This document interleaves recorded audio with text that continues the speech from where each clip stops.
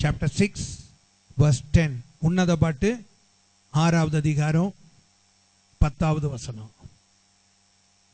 சந்திரனைப் போல அழகும் சூரியனைப் போல பிரகாசமும் கொடிகள் பறக்கும் படையைப் போல் கெடியும் உள்ளவளாய் அருணோதயம் போல் உதிக்கிற இவள் யார்? சந்திரனைப் போல அழகும் சூரியனைப் போல பிரகாசமும் கொடிகள் பறக்கும் படையைப் போல கெடியும் உள்ளவளாய் அருணோதயம் போல உதிக்கிற இவள் யார்? நல்ல பிதாவே, என்னை அல்லாமல் உங்களால் ஒன்றும் செய்யக்கூடாது என்று சொன்னீங்களே, நீங்களே சகலவற்றையும் செய்ய வல்லவர். அடிமையோடும் வந்திருக்கிற நம்முடைய பிள்ளைகளோடும் பிதாவினுடைய ஆவியானவரே நீர் பேசும்படிக்கு அடிமை கெஞ்சி ஜெபிக்கிறேன். உங்க பிள்ளைகளை கத்த நீங்க ஆசீர்வதிங்க. உங்க பிள்ளைகளை கத்த நீங்க இருதயத்தை நல்ல நிலங்களாய் மாற்றுங்க. இந்த காலை வேளையில் அடிமையின் நாவை அபிஷேகம் பண்ணுங்க.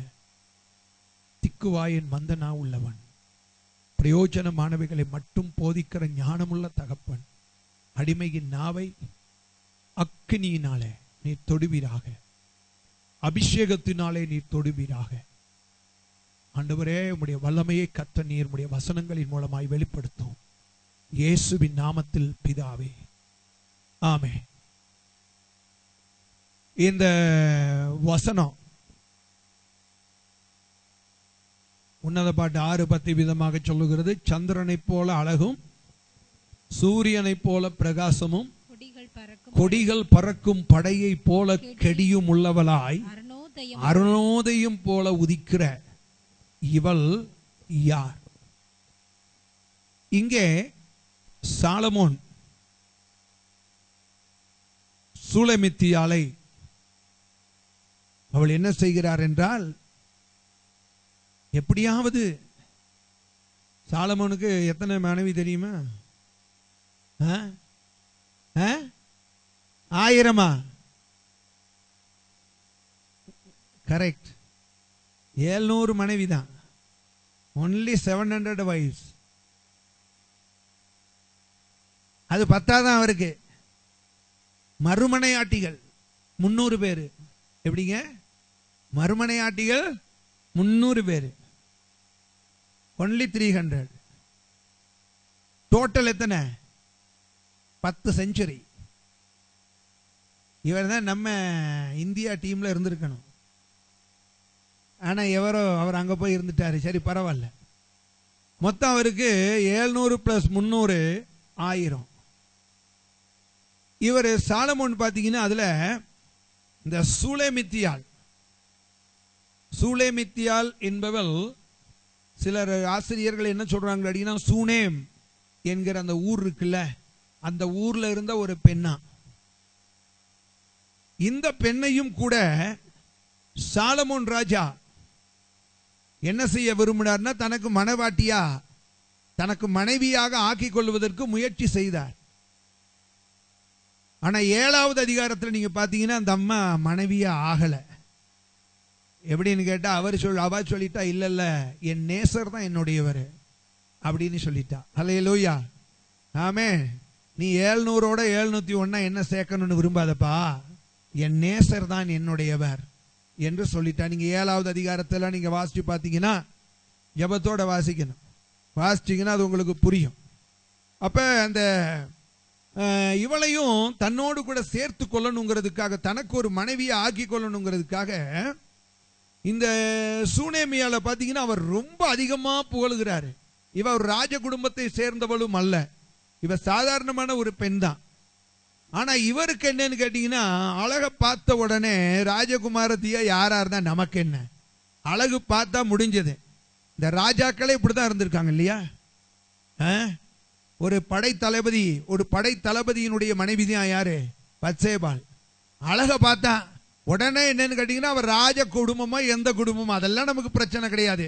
அழகா இருந்தா அது எனக்கு, அசிங்கமா இருந்தா அது உனக்கு. எப்படி ராஜாக்கள் எல்லாம் அந்த காலத்துல அப்படிதான் இருந்திருக்கான். அழகெல்லாம் எனக்கு தான் போ அப்படின்னு சொல்லி. அப்ப இந்த அதே போல பாத்தீங்கன்னு சொன்னா இந்த சாலமோன் ராஜாவும் அப்பா குணம் கொஞ்சம் இருக்கும்ல. அட நீங்க சொல்லுங்க, அப்பாவோட குணம் கொஞ்சம் இருக்கும்ல. யாரோ எப்பா? தாவீது. அப்ப தாவீதோட குணம் யாருக்கிட்ட இருந்துச்சு?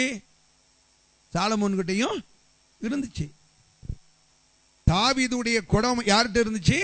நீங்க வேதத்துல வாசிச்சு பாத்தீங்கன்னா ஆபிரகாமுடைய குணம் ஈசாக்கு கிட்ட இருந்துச்சு. ஈசாக்குட குணம் யாக்கோபு கிட்ட இருந்துச்சு. யாக்கோபுடைய குணம் பாத்தீங்கன்னா அவன் பிள்ளைகள் கிட்ட இருந்துச்சு. இருந்துச்சா இல்லையா? நீங்க அதை கொஞ்சம் நல்லா பாத்தீங்கன்னு சொன்னா ஆபிரகாம் எதுல போய் சொன்னான்னா ஈசாக்கு அதிலே தான் போய் சொல்லுவான். புரியுதா?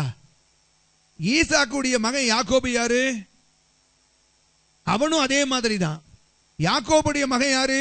அந்த பசங்க இருக்காங்கல்ல, அவன் பாத்தீங்கன்னு சொன்னா யாக்கோபு தன்னுடைய தகப்பனை ஏமாற்றினான். யாக்கோபின் பிள்ளைகள் யாக்கோபை ஏமாற்றினார்கள். நடக்குதா இல்லையா? அதனாலதான் நம்ம என்ன சொல்றோம்னு கேட்டீங்கன்னா, நம்ம சரியா இருந்தா நம்ம பிள்ளைகள்லாம் சரியா இருக்கும். அல்லேலூயா. அப்படித்தானங்க? நம்ம சரியா இருந்தா நம்முடைய பிள்ளைகள் எல்லாம் சரியா இருக்கும். அதனாலதான் சொல்றது, பெற்றோர்களாகிய நாம் எப்பொழுதுமே எப்படி இருக்கணும்? எல்லா காரியங்களிலுமே பிள்ளைகளுக்கு முன்பாக மாதிரிகளாக இருக்க வேண்டும். நல்ல குடும்பம் தான் ஒரு பெரிய பல்கலைக்கழகம். புரியுதா? பிள்ளைகள் எங்க இருந்து இன்னைக்கு பாருங்க, பொதுவா பெற்றோர்கள் என்ன சொல்லுவாங்கன்னு கேட்டீங்கன்னா, டேய் ஏதாவது தப்பு பண்ணிட்டா பசனை பார்த்து உங்க வாத்தியார் யாருடா அப்படின்னு கேட்பாங்க. யாரு? ஆமா, வாத்தியார் கேட்டே உங்க அப்பா யாருடான்னு இவர் முந்திக்கிட்டாரு. புரியுதா? உங்க வாத்தியார் யாருடா? வாத்தியார் என்னடா சொல்லி கொடுத்தாரு? வாத்தியார் எவ்வளவு நேரம் சொல்லி கொடுப்பாரு? நீங்க யோசிச்சு பாருங்க. அவருக்கு இருக்கிறதே 55 மினிட்ஸ் 50 மினிட்ஸ் 50-55 நிமிஷம் தான். அதுலயே பாத்தீங்கன்னு சொன்னா அவர் மூக்கு பொடி போட்டு அதெல்லாம் போட்டுக்கிட்டு வந்து கிளாஸுக்கு வந்து சேர்ந்தா 30 நிமிஷம் தான். அவர் என்ன சொல்லி கொடுப்பாரு? பாவம் அவரே இல்லையா? எப்பொழுதுமே நிரந்தரமா இருக்கிறது எப்படின்னு கேட்டா உன் வீட்டிலேயே தான். பிள்ளைகள் நல்ல காரியங்களை கற்றுக்கொள்வது வேற எங்கேயுமே இல்லை, நம்முடைய குடும்பத்தில் இருந்துதான் நம்ம பிள்ளைகள் நல்ல காரியங்களை கற்றுக்கொள்ளும். விசுவாசிக்கிறீங்களா? ஆமென் இல்லையா? அப்ப தாவீதுடைய குணம் யாருக்கு இருந்துச்சு? சாலமோன் கிட்ட இருந்துச்சு. புரியுதா? தாவீதுடைய குணம் யாருக்கிட்ட இருந்துச்சு? சாலமோன் கிட்ட இருந்துச்சு.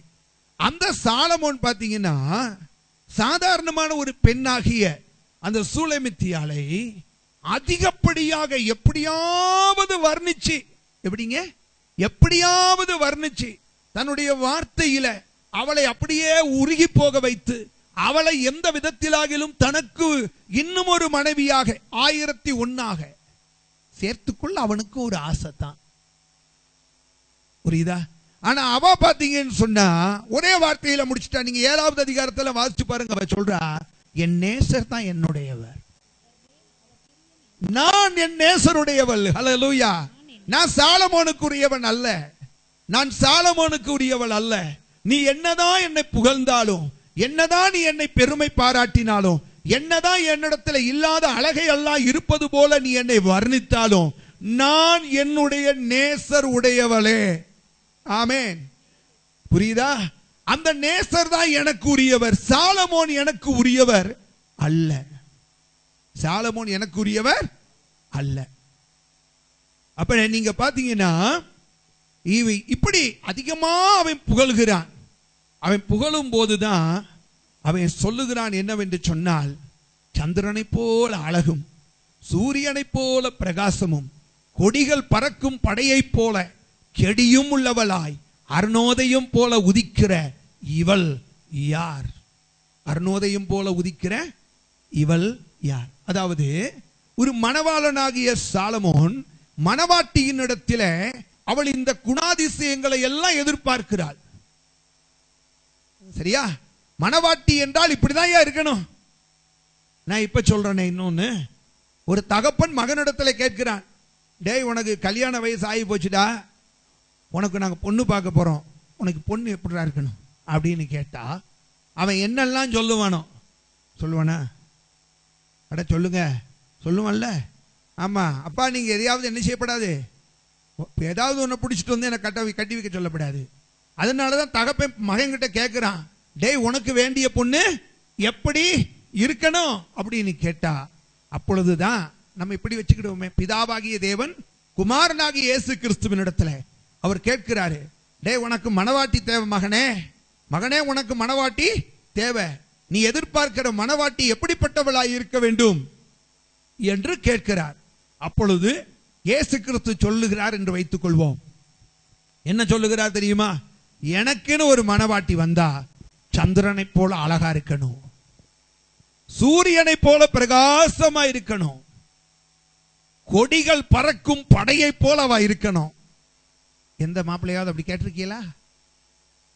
கொடிகள் பறக்கும் படையை போலவா இருக்கணும், கெடி உள்ளவளாய் இருக்கணும், அருணோதயம் போல இருக்கணும், உதயசூரியன் மாதிரி இருக்கணும்.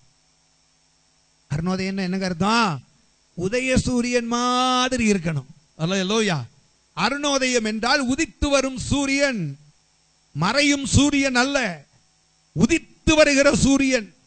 அதுதான் சொல்லுகிறேன், அருணோதயம் போல உதிக்கிற இவள் யார்? அப்ப மணவாளனுக்கு எப்படிப்பட்ட மணவாட்டி வேணுமா? சொல்லுங்க. சந்திரனை போல அழகு. நம்முடைய மணவாளன் யார்? ஆண்டவர் இயேசு கிறிஸ்து. அல்லேலூயா. இல்லையா?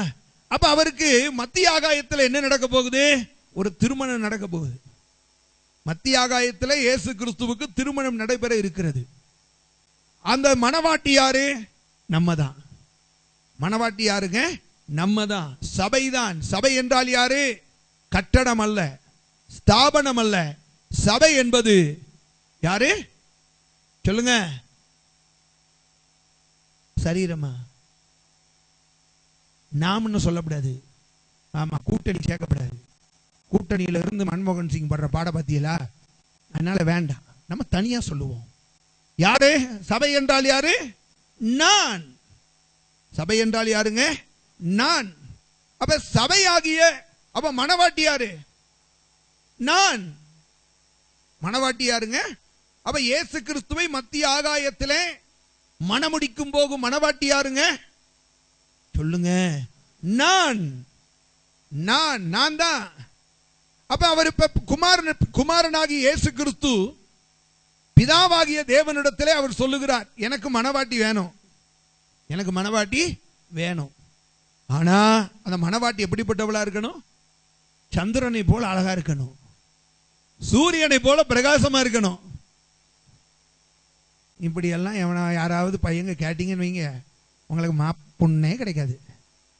வாழ்நாள் முழுவதும் கண்ணாலமே நடக்காது. வாழ்நாள் முழுவதும் உங்களுக்கு கண்ணாலம் நடக்காது, பொண்ணே கிடைக்காது. புரியுதா? இங்க ஆண்டவர் கேட்கிறார் என்னன்னு கேட்டா, சந்திரனை போல அழகா இருக்கணுமா? எப்படி இருக்கணுமா? சூரியனை போல பிரகாசமா இருக்கணுமா? கொடிகள் பறக்கும் படையா இருக்கணுமா? கொடிகள் பறக்கும் படையா இருக்கணுமா? நான்காவது, கெடி உள்ளவளாய் இருக்கணும். நெடி இல்ல, கெடி. நெடினா புரியுதா? நெடினா என்னது? சில வீட்டுக்குள்ள போன உடனே தும்மல் வந்துடும், இருமல் வந்துடும். என்னங்க உங்க வீட்டுல ஒரே நெடியா இருக்குன்னு வாங்க. நெடி. நெடி இல்ல, கெடி. கெடி புரியுதா? கெடியும் உள்ளவளாய். ஐந்தாவது, அவள் உதிக்கும் சூரியனாகிய அருணோதயம் போல இருக்கணும். உதிக்கும் சூரியனாகிய அருணோதயம் போல அவள் என்ன செய்ய வேண்டும்? இருக்க வேண்டும். இப்ப கவனிங்க. முதலாவது, மணவாட்டி எப்படிப்பட்டவளா இருக்கணுமா? அழகுள்ளவளா இருக்கணுமா? எப்படிப்பட்டவளா இருக்கணுமா? அழகுள்ளவளா இருக்கணுமா? ஆண்டவர் யாரை போல இருக்கணும்னு சொல்றாரு? சிலர் சொல்லுவாங்க என்னன்னு கேட்டீங்கன்னா, அவங்க இருக்காங்களே அவங்கள மாதிரி எனக்கு ஒரு அழகா பாருங்க.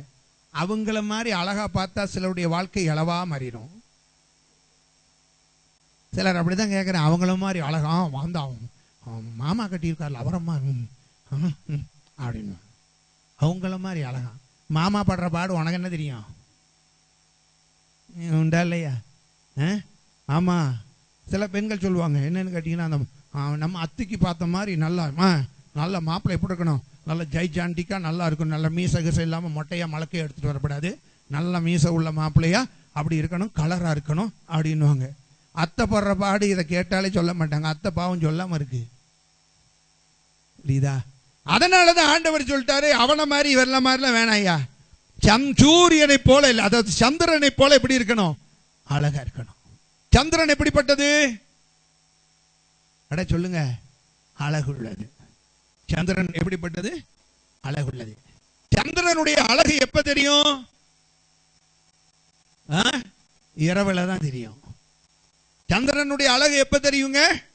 ஆமா, சந்திரனுடைய அழகு இரவுல தான் தெரியும், இல்லையா? அப்ப இருளை வேதம் சொல்லுகிறது, வாசித்து பாருங்களேன். ஆண்டவர் எதற்காக சந்திரனை படைத்தார்?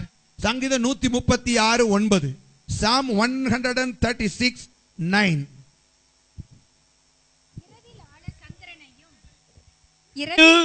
ஆள சந்திரனையும் நட்சத்திரங்களையும். சரி, அப்ப இரவில் ஆளுவதற்காக சந்திரனை கர்த்தர் படைத்தார். இதே நீங்க வாசிங்களேன், ஆதியாகமம் 1:16, Genesis chapter 1 verse 16. தேவன் பகலை ஆள பெரிய சுடரும் இரவை ஆள நட்சத்திரங்களையும் உண்டாக்கினார். அந்த சிறிய சுடர் எதுங்க? இரவை ஆள ஆண்டவர் என்ன இதை படைத்தாரா? சந்திரனை படைத்தார். பகலை ஆள்வதற்கு பெரிய சுடராகிய சூரியன், சரியா? இரவை ஆள்வதற்காக ஆண்டவர் சிறிய சுடராகிய சந்திரனையும் படைத்தார், சரியா?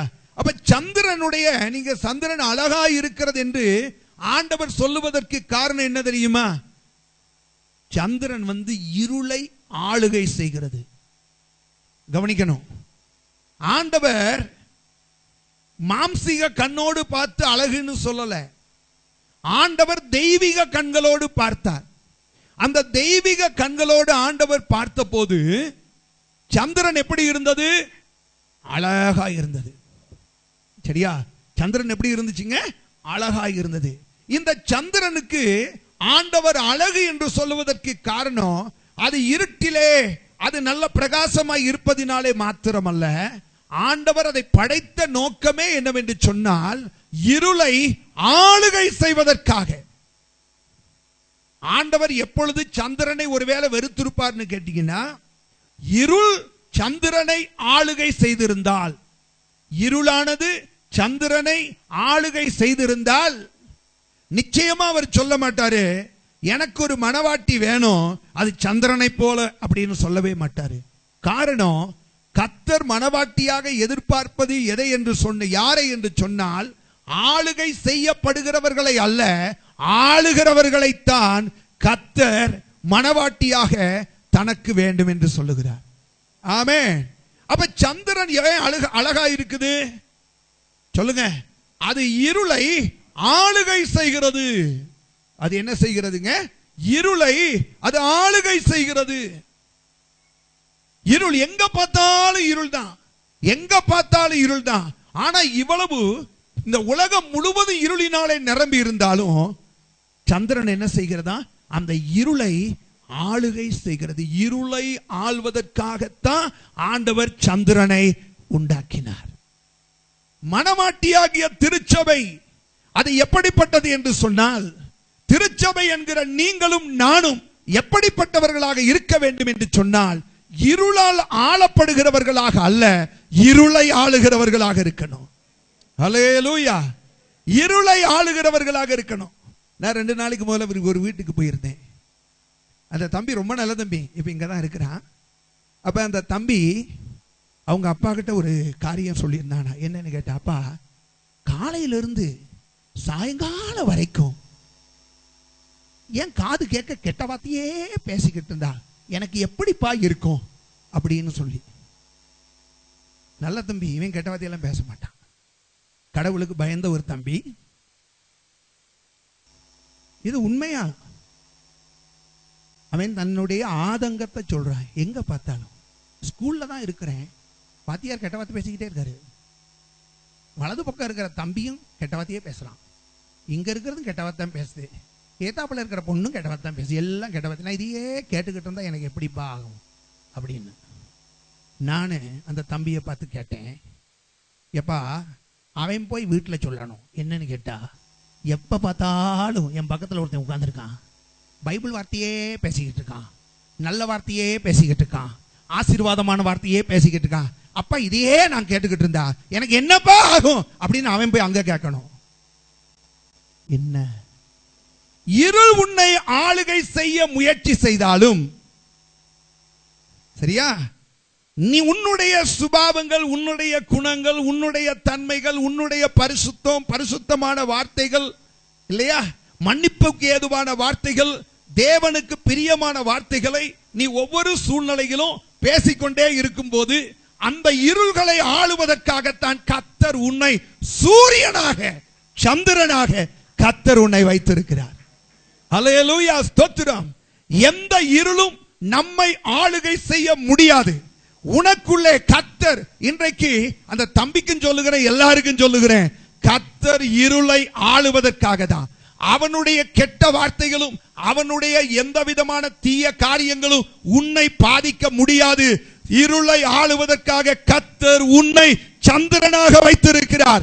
உன்னாலே அவன் பாதிக்கப்படணும், உன்னாலே அவன் பாதிக்கப்படணும், உன்னுடைய வாழ்க்கையினாலே அவன் பாதிக்கப்படணும், உன்னுடைய பரிசுத்தத்தினாலே அவன் பாதிக்கப்படணும். கர்த்தர் அதுக்காக தான் உன்னை இருளை ஆள்வதற்காக கர்த்தர் உன்னையும் என்னையும் அந்தந்த இடங்களிலே தேவன் சந்திரனாக வைத்திருக்கிறார். அல்லேலூயா.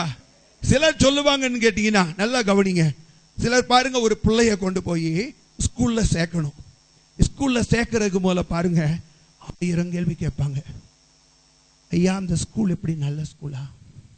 ஏங்க இல்லை என் பையனை என் பொண்ணை இந்த வருஷத்துல இருந்து அந்த ஸ்கூல்ல கொண்டு போய் நான் போடலான்னு நினைக்கிறேன். அது எப்படியா நல்ல ஸ்கூலா? சிஸ்டர் நீங்க இந்த ஸ்கூலுக்கு ட்ரை பண்ணுங்களேன். ஐயோ அதை பத்தியே பேசிடாதீங்க. அங்க இருக்கிற பிள்ளைகள்லாம் ரொம்ப வல்கரான பிள்ளைகளாம், மோசமான பிள்ளைகளாம், ரொம்ப அநியாயமான பிள்ளைகளாம். அந்த பிள்ளைகள் ஐயோ என் பிள்ளைகள் கெட்டு போகும். இருளினால் நீ ஆளுகை செய்யப்படுவாய் என்று உன் பிள்ளையை குறித்து அறிக்கையிடாதே. ஆமென். என்னுடைய பிள்ளைகள் இருளை ஆளுகை செய்வார்கள். அல்லேலூயா, ஸ்தோத்திரம். என்னுடைய பிள்ளைகள் ஒரு ஸ்கூல்ல சேர்க்கிறதுக்கு முத பாருங்க 1000 கேள்வி கேட்கிறோம். அந்த ஸ்கூல் நல்ல ஸ்கூலா? அந்த வாத்தியார்லாம் நல்ல வாத்தியாரா? மோரலா எப்படி? அவங்க குணங்கள் எப்படி? பிள்ளைகளை பொட்ட பிள்ளைகளை அங்க தைரியமா அனுப்ப முடியுமா? இப்படி எல்லாம் 1000 கேள்வி கேட்டு ஒரே காரியத்தை குறித்து 4 பேர் சொன்ன பிறகு சரிங்க நல்ல ஸ்கூலா? நான் 4 பேர்கிட்ட விசாரிச்சேன். அதுக்கு அப்புறம்தான் அந்த ஸ்கூல்ல கொண்டு போய் நம்ம விடுறோம். உண்மைதானே?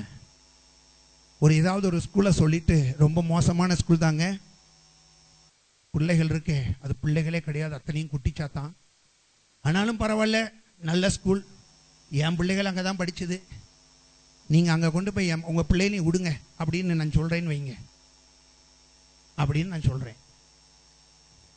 எத்தனை பெற்றோர்கள் பாஸ்டரே சொல்லிட்டாரு பிள்ளைகள்லாம் குட்டிச்சாத்தான் தானா, ஆனாலும் வாத்தியார்கள்லாம் பெரிய பைகளாம், ஆனாலும் எத்தனை பேர் உங்க பிள்ளைகளை கொண்டு போய் விடுவீங்க அந்த ஸ்கூல்ல? நம்ம சொல்றது என்ன தெரியுமா? அந்த ஸ்கூல்ல கொண்டு போய் நம்ம பிள்ளைய விட்டா நம்ம பிள்ளை நாசமா போயிடும். அந்த பிள்ளைகளோட சேர்ந்து நம்ம பிள்ளைகளும் ஒரு குட்டிச்சாத்தனை மாறிடும் இல்லையா? நம்ம அப்படித்தானே சொல்றோம், நம்ம அப்படித்தானே சொல்றோம். ஆண்டவர் சொன்னாரு, இருளை ஆள சூரியனை, இருளை ஆள சந்திரனை கர்த்தர் படைத்தார். நீ சந்திரன், நீ சந்திரன். அல்லேலூயா. சொல்லுங்க, நான் இந்த ஸ்கூல்ல எனக்கு வேண்டாம்ப்பா வேலை. அந்த ஸ்கூல்ல இருக்கிற எல்லா வாத்தியார்கள் நல்லா குடிப்பாங்களாம், குடிச்சிட்டு போறான். அந்த இருளை ஆளுகை செய்யதான் கர்த்தர் உன்னை சந்திரனாக அங்க அனுப்புகிறார். அல்லேலூயா. ஆமென். அங்க இருக்கிறவங்களாம் ரொம்ப லஞ்சம் வாங்குவாங்களா, அந்த இருளை ஆளுகை செய்யதான் கர்த்தர் உன்னை அந்த இடத்துக்கு அனுப்புகிறார். அல்லேலூயா, ஸ்தோத்திரம். அப்ப இருளை ஆளுகை செய்வது யாருடைய வேலை? நான் உங்களுக்கு ஒரு உதாரணத்தை சொல்லுகிறேன். அண்ணாளுக்கு குழந்தையே கிடையாது. அப்ப குழந்தை இல்லாத காலத்திலேயே ஆண்டவரிடத்துல போய் அழுத, ஆண்டவரே எனக்கு ஒரு குழந்தையை தாருன்னு இல்லையா? ஆண்டவர் அவளுக்கு ஒரு அழகான குழந்தையை கொடுத்தாரு. குழந்தை பிறக்கிறதுக்கு முதல்ல அவன் என்ன தெரியுமா சொன்ன? ஆண்டவரே நீர் எனக்கு ஒரு குழந்தையை தந்தா நான் உமக்கே தந்துருவேனா இல்லையா? அதை உமக்கே தந்துடுறேனா சொன்ன மாதிரியே பாத்தீங்கன்னு சொன்னா நல்ல பெண், அவ நல்ல பெண். அவ என்ன சொன்னான்னு கேட்டீங்கன்னா, அது உம்முடைய சமூகத்துல தான் அது வளரணும், அது உம்முடைய சமூகத்துல தான் அந்த குழந்தை இருக்கணும், அப்படிப்பட்ட நிலைமையில நான் குழந்தையை கொண்டு போய் எங்க விட்டுருவேன்? தேவாலயத்துல விட்டுருவேன். எப்ப கொண்டு போய் விடுவேன்? குழந்தை பால் மறந்த பின்பு உடனே கொண்டு போய் என்ன செய்வேன்? பிள்ளையை கொண்டு போய் உம்முடைய சமூகத்திலே அது வளரும்படிக்கு அந்த குழந்தையை கொண்டு போய் நான் அங்க விட்டுருவேன். அப்படிதான் அவன் சொன்னான்ல. நான் என்ன சொல்லுகிறேன்னு கேட்டீங்கன்னா, அவ கொண்டு போய் அங்க விட்டாளா? அவளுக்கு தெரியுமா தெரியாது அங்க உள்ள சூழ்நிலைகள் என்னன்னு? 1 சாமுவேல் 2வது அதிகாரம் 12வது வசனம். 1 Samuel chapter 2 verse 12. 2வது அதிகாரம் 12வது வசனம்.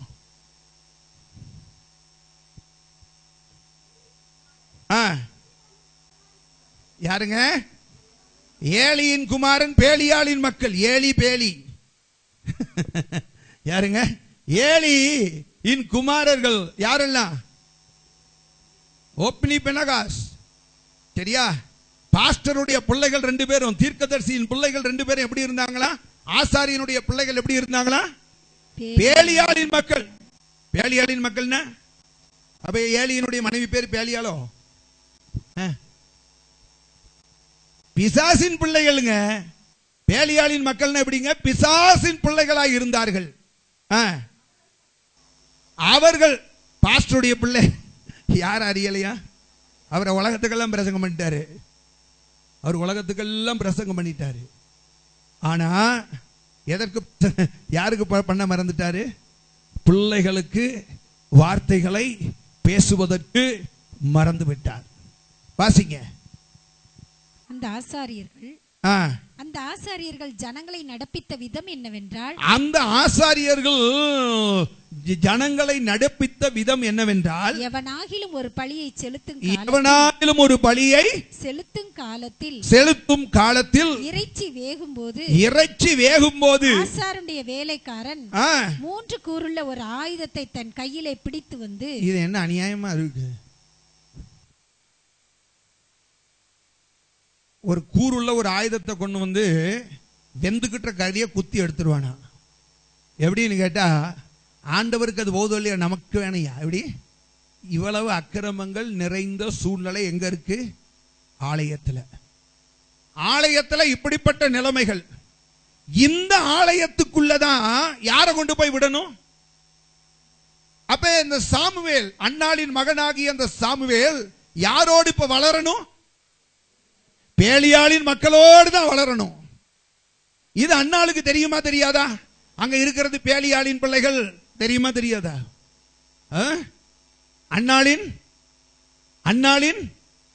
அன்னாளுக்கு நல்லா தெரியும்.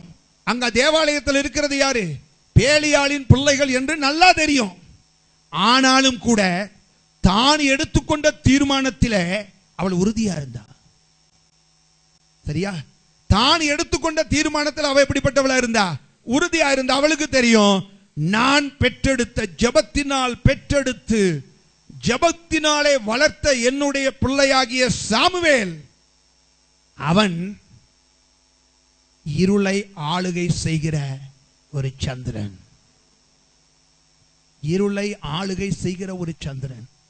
அவன் என்ன பண்ணான்னு கேட்டீங்கன்னா, கொண்டு போய் தேவாலயத்துல, புரியுதா? தேவாலயத்தில் பேலியாளின் பிள்ளைகள் இருக்கிறார்கள், அக்கிரமம் செய்கிற ஆசாரியர்கள் இருக்கிறார்கள். வேதம் சொல்லுகிறது, அந்த ஏலியினுடைய பிள்ளைகள் அங்கே வருகிற ஸ்திரீகளோடு தேவாலயத்தின் எல்லைக்குள்ளேயே விபச்சாரம் செய்தார்களாம். இதெல்லாம் அண்ணாளுக்கு தெரியுமா தெரியாதா? தெரியும். ஆனாலும் கொண்டு போய் அவள் ஏலியை கொண்டு போய், அதாவது சாமுவேலை கொண்டு போய் எங்க விட்டா? தேவனுடைய ஆலயத்தில் விட்டாள். வாசிங்க 12வது அதிகாரம் 1 சாமுவேல் 12 17 22 2 வசனங்களையும் வாசிங்க.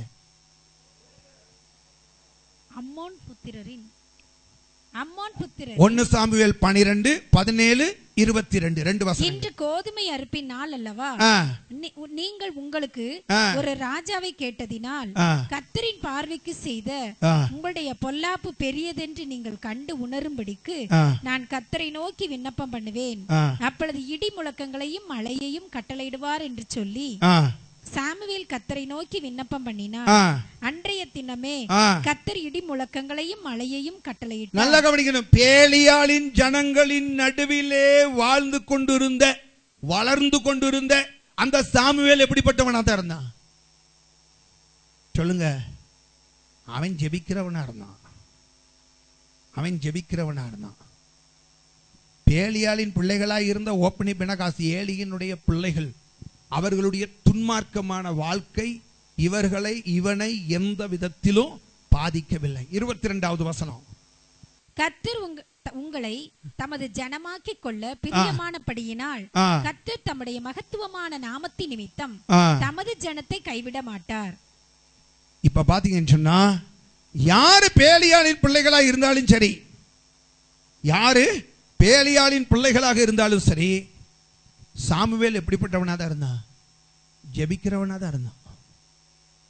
தேவனுடைய சத்தத்தை கேட்கிறவனா தான் இருந்தான். அப்படிதானங்க? இல்லையா? ஏலியின் பிள்ளைகளுக்கு தேவ சத்தம்னா என்னன்னு தெரியாது.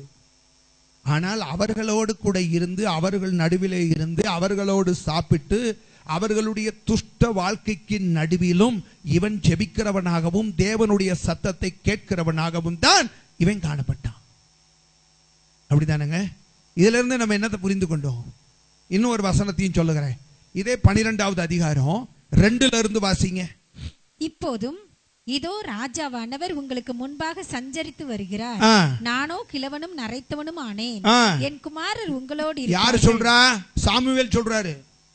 நான் கிழவனும் நரைத்தவனுமானேன், என் குமாரர் உங்களோடு இருப்பார்கள், என்னுடைய குமாரர்கள் உங்களோடு கூட இருப்பார்கள். நான் என் சிறு வயது முதல் இந்நாள் வரைக்கும் உங்களுக்கு முன்பாக சஞ்சரித்து வந்தேன். நான் சிறு வயது முதல் கொண்டு அம்மாவிடத்திலே பால் முடித்த உடனே அம்மா கொண்டு வந்து எங்க விட்டாங்க. அதுல இருந்து சொல்றேன், அந்த நாட்களிலிருந்து நான் உங்கள் நடுவிலே சஞ்சரித்து வந்தேன். வாசிங்க. இதோ இருக்கிறேன், இதோ இப்பொழுதும் நான் உங்க மத்தியில தான் இருக்கிறேன். கர்த்தரின் சந்நிதியிலும் அவர் அபிஷேகம் பண்ணி வைத்தவருக்கு முன்பாகவும் என்னை குறித்து சாட்சி சொல்லுங்கள். என்னை குறித்து நீங்கள் சாட்சி சொல்லுங்கள். நான் யாருடைய எருதை எடுத்துக்கொண்டேன். நல்லா கவனிக்கணும். கறி வெந்துகிட்டு இருக்கிறேன், கறியை தூக்கிடுறான். அவர்கள் நடுவில் தான் நான் இருந்தேன். பலிக்கு வந்த ஆடுகளை தனக்கென்று தூக்கிட்டு போயிடுறான். அவர்கள் நடுவில் தான் நான் இருந்தேன். இல்லையா? ஆமா. இப்படிப்பட்ட அக்கிரம அநியாயங்கள் எல்லாம் செய்து கொண்டிருந்த ஜனங்கள், அவர்கள் நடுவிலே தான் நான் இருந்தேன். வாசிங்க. என்னை குறித்து சாட்சி சொல்லுங்கள். நான் யாருடைய எருதை எடுத்துக்கொண்டேன், நான் யாருடைய எருதையாகிலும் எடுத்துக்கொண்டேன், யாருடைய கழுதையை எடுத்துக்கொண்டேன், யாருடைய கழுதையை நான் எடுத்துக்கொண்டேன், யாருக்கு அநியாயம் செய்தேன், நான் யாருக்கு அநியாயம் செய்தேன், யாருக்கு இடுக்கண் செய்தேன், நான் யாருக்கு இடுக்கண் செய்தேன், யார் கையில் பரிதானம் வாங்கி கொண்டு, யாருடைய கையிலே பரிதானம் வாங்கி கொண்டு கண் சாடையாய் இருந்தேன். சொல்லுங்கள். அப்படியானால் அதை உங்களுக்கு திரும்ப கொடுப்பேன் என்றான். ஆமா, அப்படியானால் முடிஞ்சவங்க சொல்லுங்க. ஏதாவது நான் யோக்கியமில்லாத காரியம், அயோக்கியமானவைகளை, ஆண்டவர் விரும்பாதவைகளை, தேவ சன்னிதானத்தில் இருக்க வேண்டிய ஒருவன் செய்யக்கூடாதவைகளை செய்திருப்பேனேயானால் அதை இப்பொழுது சொல்லுங்கள். அதற்கு அவர்கள், நீர் எங்களுக்கு அநியாயம் செய்யவும் இல்லை, நீர் எனக்கு அநியாயம் செய்கிற ஜனங்களின் நடுவிலே நீர் இருந்தீர், ஆனால் நீர் அநியாயம் செய்யவில்லை. ஆமென். அக்கிரமம் செய்கிற பேலியாளின் ஜனங்களின் நடுவிலே நீர் இருந்தீர், ஆனால் நீரோ எந்த அக்கிரமமும் நீர் செய்யவில்லை. விபச்சாரமும் வேசித்தனமும் செய்கிற ஜனங்களின் நடுவிலே நீர் இருந்தீர், ஆனாலும் கூட நீர் எந்த அக்கிரமத்தையும் செய்தீர் என்று எங்களால் சொல்ல முடியாது. காரணம், பாவம் உம்மை ஆளுகை செய்யவில்லை, நீர் பாவத்தை ஆளுகை செய்தீர். அல்லேலூயா.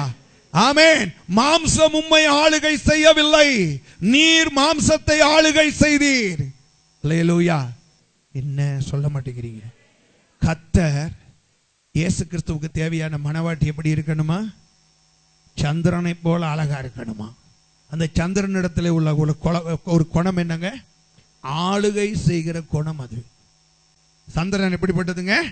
ஆளுகை செய்யக்கூடிய குணம் அதனிடத்திலே இருந்தது. எதை ஆளுகை செய்தது? இருளை ஆளுகை செய்தது. அது எதை ஆளுகை செய்தது? அது இருளை ஆளுகை செய்தது. கர்த்தர் உங்களையும் என்னையும் இருளின் நடுவிலே தான் கர்த்தர் வைத்திருக்கிறார். இருளின் நடுவிலே தான் கர்த்தர் வைத்திருக்கிறார்.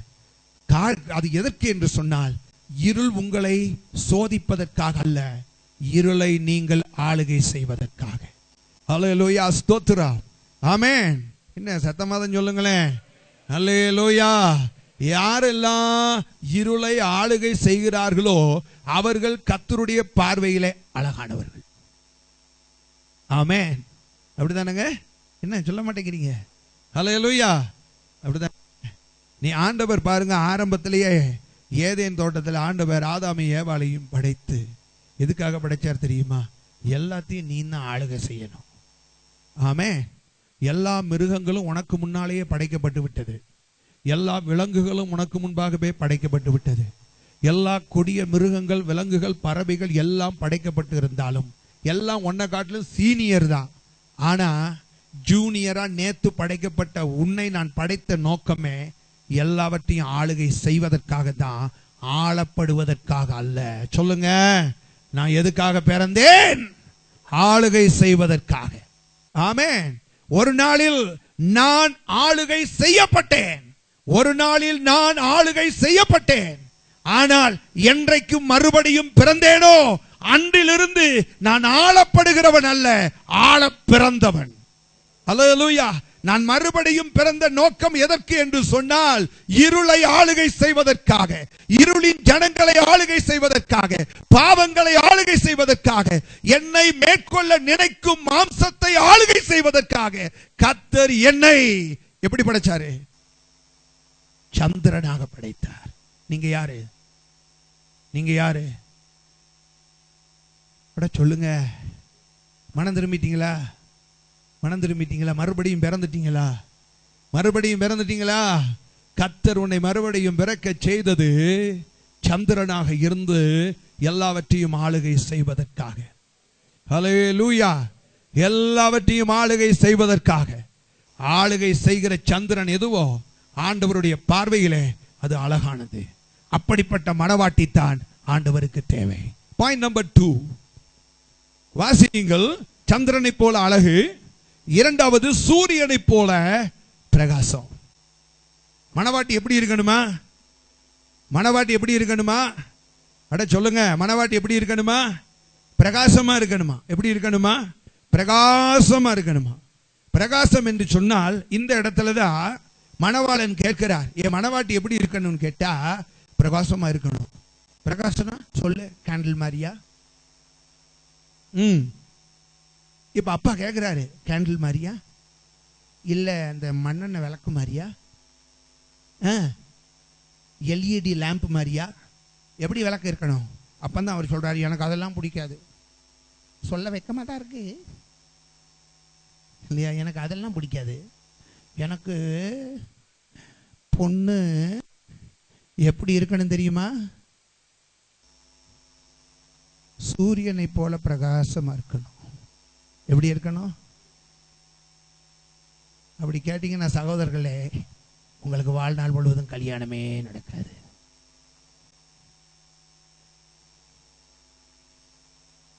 அப்படித்தானே? எப்படி இருக்கணுமா? கவனிங்க, சூரியனை போல பிரகாசம். சூரியன் என்று சொல்வது யாரு? வாசிங்க, மல்கியா 4:2, மலாக்கி சாப்டர் 4:2. ஆனாலும் என் நாமத்துக்கு பயந்திருக்கிற உங்கள் மேல், என் நாமத்துக்கு பயந்திருக்கிற உங்கள் மேல் நீதியின் சூரியன் உதிக்கும். அவர் செட்டைகளின் கீழ். நல்லா கவனிக்குங்க, என் நாமத்துக்கு பயந்திருக்கிற உங்கள் மேல் நீதியின் சூரியன் உதிக்கும். இங்கே நீதியின் சூரியன் என்று சொல்லப்பட்டிருப்பது யாரை என்று சொன்னால் இயேசுவை. யாரை குறித்து சொல்லப்பட்டிருக்கிறது? அப்ப உனக்கு பொண்ணு பார்க்கணும்னா எப்படிப்பட்ட பொண்ணு வேணும்பா? எனக்கு சூரியனை போல பிரகாசமான பொண்ணு வேணும்பா. எப்படி பொண்ணு? ஆமா. அப்படின்னா என்ன அர்த்தம் தெரியுமா? மணமகன் சொல்லுகிறார், கிறிஸ்துவை போல பிரகாசிக்கிற மணமகள் தான் மணவாளனுக்கு தேவையா. எப்படிங்க? கிறிஸ்துவை போல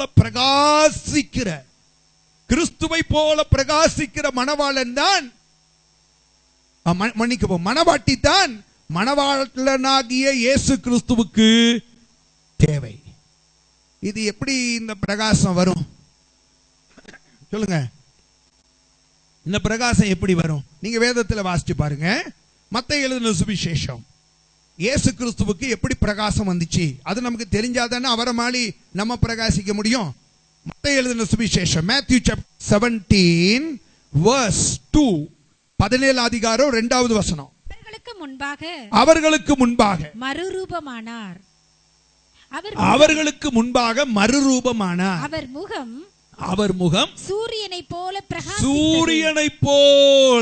பிரகாசித்தது. எவருடைய முகம்? இயேசுவின் முகம் சூரியனைப் போல பிரகாசித்தது. அல்லேலூயா. எப்பொழுது? அவர் தனித்திருந்த போது. சரியாங்க? அவர் தனித்திருந்த போது. யாரோடு? பிதாவோடு. பிதாவோடு அவர் தனித்திருந்த போது. பிதாவோடு அவர் தனித்திருந்த போது வேதம் சொல்லுகிறது அவருடைய முகம் சூரியனைப் போல பிரகாசித்தது. இப்ப அந்த இயேசு சொல்றாரு, எனக்கு மணவாட்டி வேணும். அவ எப்படிப்பட்டவளா இருக்கணும் கேட்டீங்கன்னா சூரியனை போல பிரகாசிக்கணும். சரியா? அந்த சூரியன் யார்? நீதியின் சூரியனாகி இயேசு. ஆமே. அந்த நீதியின் சூரியனாகிய இயேசுவுக்குள்ள இந்த பிரகாசம் எப்படி வந்தது? அவர் தனித்திருந்த போது. எப்படி இருந்தபோது? தனித்திருந்த போது. எதுக்காக தனித்திருந்தார்? ஒன்ன புரிஞ்சுக்கிடுங்க. தனி ஜெபம் உங்கள் முகத்தை பிரகாசிப்பிக்க செய்யும். தனி ஜெபம் உங்கள் முகத்தை பிரகாசிப்பிக்க செய்யும். 1000 தான் கும்பலா இருந்து ஜெபம் பண்ணுங்க. நல்லா கவனிங்க. 1000 நீங்க பாருங்க. சிலருக்கு பாத்தீங்கன்னா பாஸ்டர் ஆல் நைட் பிரேயர் வேணும்னுவாங்க. தப்பு இல்லை, அது வேணும் கட்டாயம். இயேசு இரவு முழுவதும் ஜெபித்தார், வேணும். சிலர் சொல்லுவாங்க, பாஸ்டர் எங்களுக்கு வருஷத்துல ஒரு நாள் முழுவதும் ஜெபம். நல்லது நல்லது. என்னதான் கூடி கூடி கூடி நம்ம எல்லாரும் ஜெபம் பண்ணாலும் இந்த தனித்து ஜெபிக்கிற ஜெபம் இருக்கு பாருங்க, அந்த ஜெபத்துல முகத்துல உண்டு ஆகிற பிரகாசம் தான் சூரியனை போன்ற பிரகாசம். அப்படிதானுங்க? சொல்லுங்க. அல்லேலூயா. எவ்வளவு நேரம் ஜெபம் பண்ணோம்? இயேசு பல மணி நேரங்கள் தனித்திருந்தார். ஆமே, பல மணி நேரங்கள். அதனாலதான் அவருக்கு தெரியும், நான் இந்த உலகத்துக்கு வந்ததே மரிப்பதற்காகத்தான் என்று இயேசுவுக்கு நல்லா தெரியும். தெரியுமா தெரியாதா? இல்லாட்டி அது ஆக்சிடென்ட்டா? இல்லாட்டி அவருக்கு தெரியுமா? இயேசுவுக்கு தெரியும், நான் எதுக்காக இந்த உலகத்துக்கு வந்திருக்கிறேன் என்று, மரிப்பதற்காக என்று அவருக்கு தெரியும். அந்த காரியத்தை குறித்து சீஷர்களோடு ஏற்கனவே பேசி இருக்கிறார். பேதுரு ஒரு முறை சொல்லுகிற, ஆண்டவரே உமக்கு அப்படி ஆகவே கூடாதுன்னு. அந்த மரணத்துக்கு எதிராக பேதுரு பேசினதுனால ஆண்டவர் சொன்னார் அவனை பார்த்து, அப்பாலே போ சாத்தானேனாரு. ஆமே. அப்ப இயேசுவுக்கு நல்லா தெரியும், நான் மரிப்பதற்காக தான் இந்த உலகத்திற்கு வந்திருக்கிறேன் என்று இயேசுவுக்கு நல்லா தெரியும். ஆனாலும் கூட எந்த மரண பயமும் இயேசு கிறிஸ்துவினுடைய முகத்தின் பிரகாசத்தை கெடுக்கவில்லை. காரணம், அவர் பிதாவோடு கூட தனித்திருந்தார். அப்படித்தானங்க? உங்களுக்கு வயிற்றுல இப்படி இருக்கக்கூடாதே, இதே மாதிரிதான் இருந்துச்சு. கடைசியில் பார்த்தீங்கன்னு சொன்னா போய் ஸ்கேன் எடுத்து பார்க்குற நேரம் தான் அந்த பிரதருக்கு, அந்த சிஸ்டருக்கு கேன்சர் கட்டின்னு சொன்னாங்க. நீங்கள் உடனே போய் பாருங்க. அன்னையிலேருந்தே சாப்பிட மாட்டேன்ட்டாங்க. அவனுக்கு கேன்சர் கட்டியே கிடையாது. கேட்ட உடனே முகமெல்லாம் பார்த்தீங்கன்னா சூம்பி சுருங்கி காஞ்ச பணம் கொட்ட மாதிரி ஆகிப்போச்சு. டாக்டர் பார்த்து சொல்லலை, உனக்கு வயிற்றுல கட்டி இருக்கு, அது கேன்சர் கட்டின்னு டாக்டர் ஒன்றுமே சொல்லலை. யாரோ சொன்னாங்க, இதே மாதிரி தான் சிஸ்டர், நீங்கள் இப்படியே விட்டுக்கிட்டு இருக்கீங்க. என்ன சிஸ்டர், அதுவும் ரொம்ப நாள் ஆகலை, 2 நாளாக வயிறு வலின்னு சொல்கிறீங்க. என்ன பிரதர் 3 நாளாக வயிறு வலிங்கிறீங்க, இப்படியே இருக்கீங்க. எங்கள் வீட்டு பக்கத்தில் ஒருத்தர் இப்படி தான் இருந்து பிரதர், கடைசியில் பார்த்தீங்கன்னா வயிற்றுக்குள்ளே புண்ணாச்சு. என்னன்னு பார்த்தா கேன்சர் பிரதர், செத்தே போயிட்டாருன்னு. கேட்ட உடனே பார்த்தீங்கன்னு சொன்னா, இவன் அப்படியா? இல்லை பிரதர், நம்ம பார்த்துடுறேன் பிரதர் அப்படின்னா. வீட்டுக்கு போனால் சாப்பிடவே இல்லை. வீட்டுக்கு போனால் என்ன செய்யலை, சாப்பிடல. மனைவி கிட்ட அவன் சொல்கிறான் என்னன்னு கேட்டிங்கன்னா, இப்போ எனக்கு ஒரு 2000 ரூபா எங்கேயாவது சமாளித்து கொடு, நான் போய் ஸ்கேன் எடுக்கணும். என்னங்க, இல்லை இப்படி தான் ஒரு பிரதர் வந்து நான் போய் அங்கே போயிட்டு வந்து பார்த்துட்டு அதுக்கப்புறம் தான் சாப்பாடு. தனித்து இருக்கிறவனுடைய முகத்தை எந்த மரண பயமும் ஆளுகை செய்ய முடியாது. இயேசு கிறிஸ்துவுக்கு தெரியும். உங்களுக்கு தெரியுமா எப்ப சாவீங்கன்னு? தெரியாததுனாலதான் செவ்வாய்க்கிழமை கிறிஸ்துமஸ்க்கு இப்பயே பிளான் பண்ணிக்கிட்டு இருக்கோம். நமக்கு தெரியுமா எப்ப சாவோன்னு? இல்லையே. அதுக்கு பாருங்க, ட்ரெஸ் எல்லாம் இப்பயே வாங்கிட்டோம். கடைக்காரங்கிட்ட போய் சொல்லிட்டோம், நம்ம வருவேன் உடனே வான்கோழி ஒரு 2 அறுத்து கரெக்டாக வச்சிருக்கணும். வந்த உடனே ஆராதனை எங்களுக்கு 10:30 மணிக்கு தான் முடியும். நேராக வருவேன். நீ அந்த அன்னைக்கு மேலே வெட்டிக்கிட்டு இருந்தீங்கன்னா அதுக்கப்புறம் ஆகாது. வெட்டி ரெடியாக வச்சிரு, அட்வான்ஸ் வேணாலும் தந்துட்டு போகிறேன். எல்லாம் ரெடி பண்ணிட்டோம்ல, பண்ணிட்டோம்ல. உங்களுக்கு தெரியாததுனால தானே கொண்டாடுவோன்னு இருக்கீங்க. கொண்டாட போறீங்களா? இத கிறிஸ்துமஸை கொண்டாட போறாங்களா? எப்ப சாவுன்னு தெரியாததுனால. தெரிஞ்சா நீங்க கொண்டாடணுங்கிற அந்த பேச்சை பத்தி பேசுவீங்களா? வியாழக்கிழமை சிஸ்டர் ஆண்டவர் சொல்லிட்டாரு, மகளே வியாழக்கிழமை உன் உயிரை உன்னை விட்டு நான் எடுத்துக்கொள்ள போகிறேன் அப்படின்னு ஆண்டவர் சொல்லிட்டாரு. என்ன ஆகும்? கிறிஸ்துமஸை பத்தி இப்ப நினைப்பீங்களா? நினைப்பீங்களானே? அட வான்கோழிக்கு அட்வான்ஸ் பண்ணீங்களே, அதை பத்தி பேசுவீங்களா? பேச மாட்டீங்களே. எங்க முடிஞ்சு போச்சு கதை. நீங்க வியாழக்கிழமை இல்ல புதன்கிழமையும் செத்து போயிருவீங்க. புதன்கிழமை கோமா, வியாழக்கிழமை சாவு. உண்மைதானே? ஏன்னா நமக்கு மரணத்தை குறித்து அப்படிப்பட்ட ஒரு பயம். நம்ம அது தெரியாம பிளான் பண்ணிக்கிட்டு இருக்கோம். இயேசுநாதர் உலகத்துக்கு வந்தாரு, சந்தோஷமா போய் நன்மை செய்தார், எல்லாருக்கும் நன்மை செய்தார், பாவிகளை ரட்சித்தார், சுகவீனமாய் இருந்தவர்களை சுகமாக்கினார். அவர் இதெல்லாம் செய்யற நேரம் பார்த்தீங்கன்னா ஒருத்தன் சுகமடைந்து சந்தோஷமாய் குதித்து எழுந்த போது அவருடைய உள்ளத்திலும் ஒரு சந்தோஷம். எந்த மரண பயமும் அவருடைய சந்தோஷத்தை ஆளுகை செய்யல. அப்படிதானங்க? இயேசு கிறிஸ்துவுக்கு தெரியும் ஒவ்வொரு நாளும் நெருங்க நெருங்க, நமக்கு நெருங்க நெருங்க. இன்னும் 2 நாள் தான் இருக்கு கிறிஸ்துமஸ். ஒவ்வொரு நாளும் நெருங்க நெருங்க கல்லறை பக்கத்துல போய்கிட்டு இருக்கோம், டைகர் ஹில் பக்கத்துல போய்கிட்டு இருக்கோங்கிறத மறந்துட்டோம்.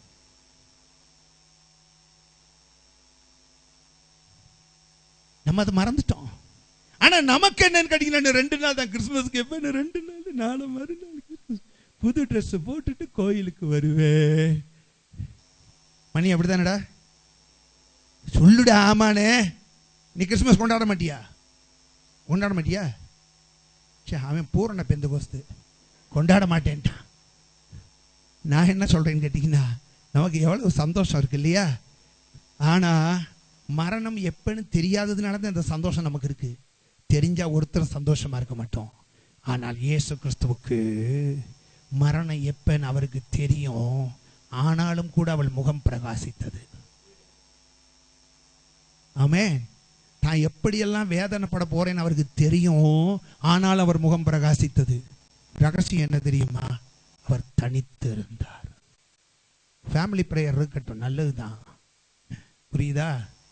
அதுக்காக வேண்டி பிரேயர்ல மனைவி புருஷனுடைய பிள்ளைகளுடைய சப்போர்ட் எப்பொழுது வேணும்னு நினைக்காதீங்க. தனித்து இருந்து ஜெபிக்க கற்றுக்கொள்ளுங்க. உங்க முகத்தை கர்த்தர் பிரகாசிக்க செய்வார். ஹல்லேலூயா. ஆமென். ஒரு நேரத்தை ஒதுக்குங்க. ஆண்டவர் சமூகத்தில் தனித்து போய் யாக்கோபை போல் தேவ சன்னிதானத்தில் போராடினால் துக்க முகமாய் இருக்கிற யாக்கோபு கம்பீரமாய் திரும்ப எழுந்து வருவான். ஹல்லேலூயா, ஸ்தோத்திரம். தன்னுடைய எதிராளியை நினைத்து கதிகலங்கி போய் இருந்த யாக்கோபு ஜெபித்து முடித்த பின்பு அவனுக்குள்ள இருந்த அந்த கலக்கங்கள் எல்லாம் போயிருச்சுல்ல. தனித்து ஜெபம் பண்ணணும். எப்பயுமே அண்ணாள் என்ன செய்வான்னு கேட்டீங்கன்னா, புருஷனை கூட்டிக்கிட்டே தான் கோயிலுக்கு போவா. பைபிள்ல பாருங்க,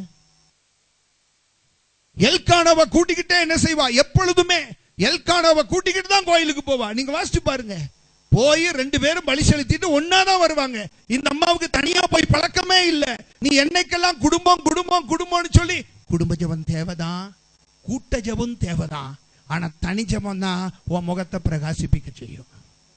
என்றைக்கு அந்த அம்மா தனியா வந்து தேவாலயத்துல உட்கார்ந்து கொஞ்ச நேரம் ஜெபம் பண்ணாங்களோ, வசனம் சொல்லி இருக்கு, பின்பு அந்த ஸ்திரீ துக்கமுகமாய் இருக்கவில்லை. துக்கம் ஓடி போயிருச்சு. முகத்துல ஒரு பிரகாசம், முகத்துல ஒரு பிரகாசம். வீட்டுக்கு போனா பெனினாள் காத்துக்கிட்டே இருக்கா. வேலைகளை செய்யாம போயிட்டா பாரு சக்காலத்தி அப்படின்னு. பைபிள்ல அப்படித்தானே போட்டிருக்கு சக்காலத்தின்னு. அதான் நான் சொல்றேன் இல்லையா? வரட்டும், அவ கோயிலுக்கு போனாலாம் கோயில் அப்படின்னு சொல்லிட்டு அவ காத்துக்கிட்டே இருக்கா. வந்தா இவ என்னென்னமோ சொல்லி பார்த்தா. என்னதான் கோயிலுக்கு போனாலும் உங்களுக்கு தெரியுமில்ல, அப்படி நடந்து போற நேரம் என்ன சொல்லிப்பா, அப்படி கடந்து போற நேரம், நடந்து போற நேரம், என்னதான் கோயிலுக்கு போனாலும் ஒரு குழந்தைய பெத்துக்கிறதுக்கு வக்கில்ல, போற நேரம் வர்ற நேரம், புரியுதா? ஆனா இவளுக்கு ஒண்ணுமே இல்ல. முகத்தை பார்த்தா இவளத்தையும் சொல்லிட்டு எப்படி முகம் அழுகிறாளான்னு பாக்குற. அவ அழுதா இவளுக்கு சந்தோஷமா? அவ முகத்துல அழுகையே இல்லை, அவ பிரகாசமா இருக்கிறா. தனி ஜெபம் உன்னை பிரகாசிப்பிக்கும். நீங்க வேதத்துல வாசிச்சு பாருங்க. யாத்திராகமம் 34வது அதிகாரம் 29-30 வசனம். இதோட முடிச்சிடுவோம். 34, 29, 30. யாத்திராகமம், எக்ஸோடஸ் சாப்டர் 34 verses 30, 29 and 30. மோசே சாட்சி பலகைகள் இரண்டையும் தன் கையில் எடுத்துக்கொண்டு சீனாய் மலையிலிருந்து இறங்குகிற போது 28ல இருந்து அங்கே அவன் அப்பம் புசியாமலும் தண்ணீர் குடியாமலும் இரவும் பகலும் 40 நாள் கர்த்தரோடே இருந்தான். யார் கூட யார் இருந்தா? ஆரோன் சப்போர்ட்டுக்கு இருந்தானா இல்லையா? இல்லை. கூட இருந்தது யாரு? ஆரோன் இல்லை, மனைவியும் இல்லை, ஆலோசனை சொன்ன மாமனாரும் இல்லை. தனித்து போயிருக்கிறான் இல்லையா? தனித்து போய் தேவ சமூகத்துல புசிக்கல, குடிக்கல. நான் நினைக்கிறேன் அங்கதான் பாடியிருப்பான். பாதம் ஒன்றே வேண்டும் இந்த பாரில், எனக்கு வேறு ஏதும் வேண்டாம். பாதம் ஒன்றே வேண்டும். பாடியிருப்பானோ? அங்கேயே உட்கார்ந்து இருந்துட்டு 40 நாட்கள் கழித்து அவன் கீழே இறங்கி வரும்போது வாசிங்க. மோசே சாட்சி பலகைகள் இரண்டையும் தன் கையில் எடுத்துக்கொண்டு சீனாய் மலையிலிருந்து இறங்குகிற போது தன்னோடே அவர் பேசினதினாலே முகத்திலே பிரகாசம். ஹல்லேலூயா. தனித்து ஜெபித்துக் கொண்டிருந்த போது கர்த்தர் அவனோட கூட பேசினார். அதுல 3 காரியம் சொல்லியிருக்கு. 1, தனி ஜெபம் ஒரு மனிதனை பிரகாசிக்க செய்யும். எந்த ஒரு மனிதன் கர்த்தருடைய வசனத்தை ஏந்தி கொண்டு வாழ்கிறானோ அவனுடைய முகம் பிரகாசமாகும். கற்பலகைகளை தன் கரத்தில் ஏந்தி கொண்டு. 3வது, கர்த்தர் ஒரு மனிதனோடு பேசும்போது அவனுடைய முகம் பிரகாசிக்கும். கர்த்தர் ஒரு மனிதனோடு பேசும்போது. ஆனால் இந்த ரெண்டையும், பின்பக்கம் இருக்கிற ரெண்டையும் கர்த்தருடைய, அதாவது வசனத்தை நம்முடைய வாழ்க்கையாக ஏந்தி கொண்டு எப்ப இருப்போம்னு கேட்டீங்கன்னா, தனித்திருக்கும் போது கர்த்தர் பேசுவார், நமக்கு கட்டளைகளை தருவார். இனி எப்படி நீ நடந்துக்கணும் என்பதை கர்த்தர் அங்கு எழுதி கொடுத்தார். அதை தன் கையிலே ஏந்தி கொண்டு கர்த்தர் தன்னோடு கூட பேசினதினால். ஏன் கர்த்தர் அவனோடு பேசினார்? அவன் தனித்திருந்தான். வாசிங்க. ஆரோனும் இஸ்ரவேல் புத்திரர் எல்லாரும். அந்த வசனத்தையே வாசிங்க திரும்ப. மோசே சாட்சி பலகைகள் இரண்டையும் தன் கையில் எடுத்துக்கொண்டு சீனாய் மலையிலிருந்து இறங்குகிற போது தன்னோடே அவர் பேசினதினாலே தன் முகம் பிரகாசித்திருப்பதை. உங்க முகம் பிரகாசிக்கணுமா? அவன் அறியார். தனித்திருங்க, வசனத்தை வாழ்க்கையில ஏந்தி கொள்ளுங்க. 3வது, கர்த்தர் பேசுவதற்கு இடம் கொடுங்க. உங்க முகம் நிச்சயமா பிரகாசிக்கும். ஹல்லேலூயா, ஸ்தோத்திரம். நீங்களே கர்த்தர்கிட்ட பேசிக்கிட்டு இருந்தா, ஒருவேளை கர்த்தரோடு பேசிட்டேன்னு சொல்லி உங்க உள்ளத்துல சந்தோஷம் இருக்கலாம், ஆனா முகத்துல பிரகாசம் கிடைக்காது. உங்க கர்த்தர் உங்களோடு கூட பேசுவாரா? பேசுவார். தனித்து இருக்கும் போது கர்த்தர் பேசுவார். உங்க முகம் பிரகாசம் அடையும். அப்படி பிரகாசம் உடையவர்கள் எவர்களோ அவர்கள் சூரியனை போன்ற பிரகாசம் உடையவர்கள். மணவாட்டி எப்படிப்பட்டவளா இருக்கணுமா? சூரியனை போல பிரகாசம் உடையவளாய் இருக்கணும். 3வது, கொடிகள் பறக்கும் படை. நல்லா கவனிக்கணும். கொடிகள் பறக்கும் படை. கொடியை எந்த எந்த படையில கொடி பறக்கும்? யுத்தத்துக்கு போறான் ஐயா, யுத்தத்துக்கு போய் ஜெயிச்சுட்டான், ஜெயிச்சுட்டு வரான். கொடியை பார்த்தீங்கன்னு சொன்னா கப்பல்ல கொடி உயர கட்டியிருப்பான், தன்னுடைய பிளைன்ல பார்த்தீங்கன்னு சொன்னா உயர கொடி கட்டியிருப்பான். ஜெயிச்சிட்டோம், நாங்க என்ன செஞ்சிட்டோம்? ஜெயிச்சிட்டோம். படை வீரர்கள் வருவார்கள் கொடியை உயர்த்தினவர்களாக. காரணம் என்ன? கொடிகள் பறக்கும் படை என்று சொல்லும் போது ஜெயம் உள்ளவர்கள் தான் ஆண்டவருக்கு மனவாட்டியாக முடியும். ஆமென். ஜெயம் உள்ளவர்கள், எல்லாவற்றிலும் நம்ம ஜெயிக்கிறவர்களாய். ஏற்கனவே சொல்லிட்டல்ல, born to win. நான் எதுக்காக பிறந்திருக்கிறேன்? ஜெயிப்பதற்காக தான் நான் பிறந்திருக்கிறேன், தோற்பதற்காக நான் பிறக்கல. நான் எதுக்காக பிறக்கல? சூர்யா, எதுக்காக பிறந்திருக்கிறேன்? சிரிப்பதற்காக அல்ல, ஜெயிப்பதற்காக. பிரசங்கத்தை கேட்டு உண்மையா சிரிக்கிறது சூர்யா ஒருத்தன். ஏன்னா அவன் சிரிக்க பிறந்தவன், நான் ஜெயிக்க பிறந்தவன். ஆமே. நம்ம எதுக்காக பிறந்திருக்கிறோம்? ஜெயிக்க பிறந்திருக்கிறோம். ஏன்னு கேட்டா, நீங்க வெளிப்படுத்தின விசேஷம் 3வது அதிகாரத்தில் நீங்க வாசிக்கும் போது 21வது வசனம் நினைக்கிறேன், நான் ஜெயம் கொண்டு என் பிதாவினுடைய சிங்காசனத்திலே அவரோட கூட விட்டிருக்கிறது போல ஜெயம் கொள்ளுகிறவன் எவனோ அவனும் என்னோட கூட என்னுடைய சிங்காசனத்திலே உட்காரும்படிக்கு செய்வேன். அல்லேலூயா. மாப்பிள்ளை உட்கார்ற அதே இடத்துல, ஏன்னா அவர் ஜெயிச்சிட்டு தான் அதில் உட்கார்ந்தாராம். பைபிள் அப்படித்தானே சொல்லியிருக்கு. நான் ஜெயம் கொண்டு பிதா எனக்கு கொடுத்திருக்கிற சிங்காசனத்திலே வீற்றிருக்கிறது போல ஜெயம் கொள்ளுகிற எந்த மனவாட்டியோ அவள் என்னோடு கூட வீற்றிருப்பாள். எப்படி? நீங்களும் ஜெயிக்கிறவங்க தானே? அட சொல்லுங்க, எல்லாம் ஜெயிக்கிறவங்க தானே? எல்லாம் ஜெயிக்கிறவங்க தானே? சந்தேகம் இல்லைல்ல? எதுக்காக பிறந்தீங்க? வாழ பிறந்தேன்னு சொல்லப்படாது. வாழ்றமே ஜாகிரமே எல்லாம் அடுத்தது, ஜெயிக்க பிறக்கணும். அல்லேலூயா, ஸ்தோத்திரம். அப்படிதானங்க? நம்ம எதுக்காக பிறந்திருக்கிறோம்? ஜெயிக்க பிறந்திருக்கிறோம். எதெல்லாம் ஜெயிக்கணும்?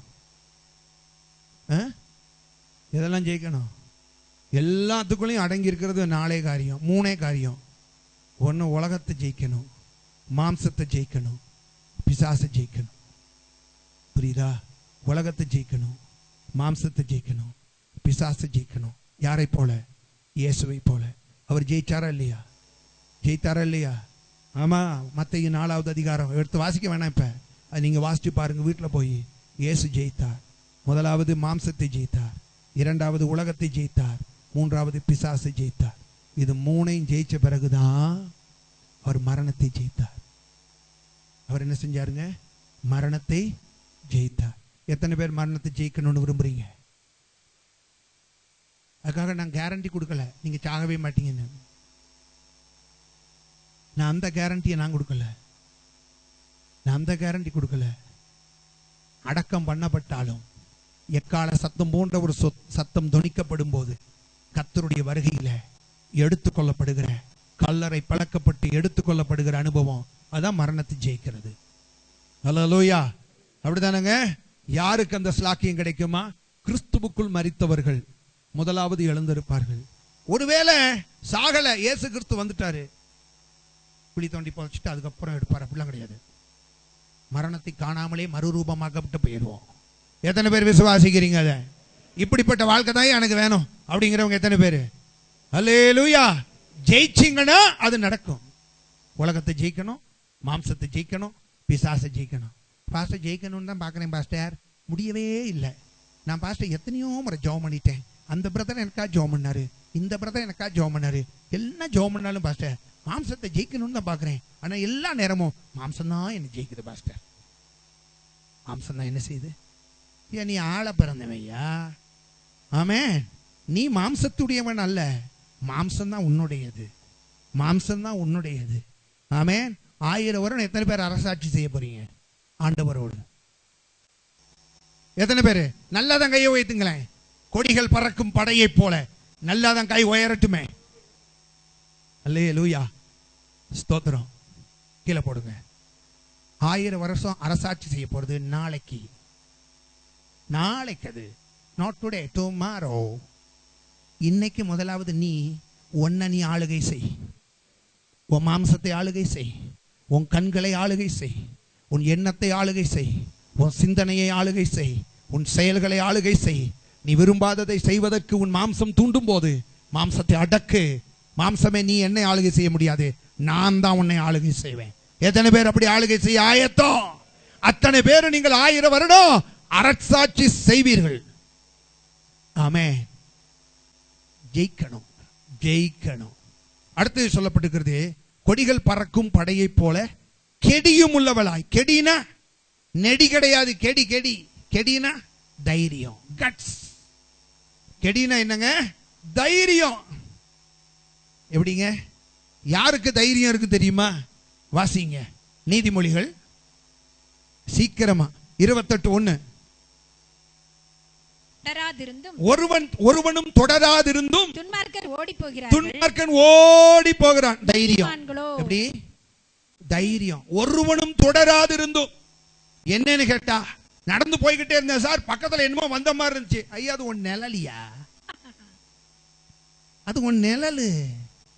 இவன் என்னன்னு கேட்டீங்கன்னா, திரும்பி பார்த்தா ஏதோ பின்னால வந்திருக்கு. இவன் நினைச்சிட்டு ஆவியெல்லாம் கிடையாது, அது உன் நிழலு. அதான் தான் சொல்லப்பட்டிருக்கிறது, பயந்துட்டு ஓடுறான். ஒருவனும் தொடராதிருந்தும். என்ன சொல்றான்னு கேட்டீங்கன்னா, பாஸ்டர் நான் ஓடினா அது பின்னாலேயே ஓடி வருதுங்க. ஹலோ, கவனிக்கிறீங்களா? இங்க ஒருவனும் தொடராதிருந்தும். ஐயா, ஓ நிழல் தான் பின்னுக்கு நடந்து வந்துச்சு, நீ ஓடின உடனே அது ஓடி வந்துச்சு. இவன் இந்த நிழலை பார்த்து ஒருவனும் தொடராதிருந்தும் ஓடுகிறான். நீதிமான்களோ சிங்கத்தை போல தைரியமாய் இருக்கிறார்கள். கெடியாரியா? கெடியும் உள்ளவளாய், தைரியம் உள்ளவளாய். உண்மையாவே பிசாசு தொடர்ந்து வந்தாலும் திரும்பி பார்த்து உன்னோட எனக்கு ஒன்றுமில்லை என்று சொல்லுகிறவன் தான் நீதிமான். உன்னோட கூட எனக்கு எதுவுமே இல்லை, அவன் தான் நீதிமான். கொடிகள் பறந்தா பத்தாது, தைரியமும் வேணும். எப்படி இருக்கணும்? தைரியமும் வேணும். இந்த தைரியம் தானா வருமா? சொல்லுங்க. சில அம்மாமார் சொல்லுவாங்க, அந்த காலத்துல இருந்தே நான் தைரியமான கதையெல்லாம் சொல்லி சொல்லி சொல்லி சொல்லி சொல்லி சொல்லி தான் கொடுத்து வந்தேன். ஆனா பாருங்க, இவ இப்படி கோழையா இருக்கான். தைரியமான கதையை சொல்ற சொல்லி சொல்லி சொல்லி வர்றதுனால வராது. நீ நீதிமானை மாறினால், கதை சொல்ல ஒருத்தனும் இல்லாட்டியும், கதை விடுறதுக்கு ஒருத்தனும் இல்லாட்டியும், நீ தைரியமா இருப்ப. ஆமென். அப்படிதானங்க? சரி, இப்ப நம்ம எப்படிப்பட்டவளா இருக்கணும் சொல்லுங்க?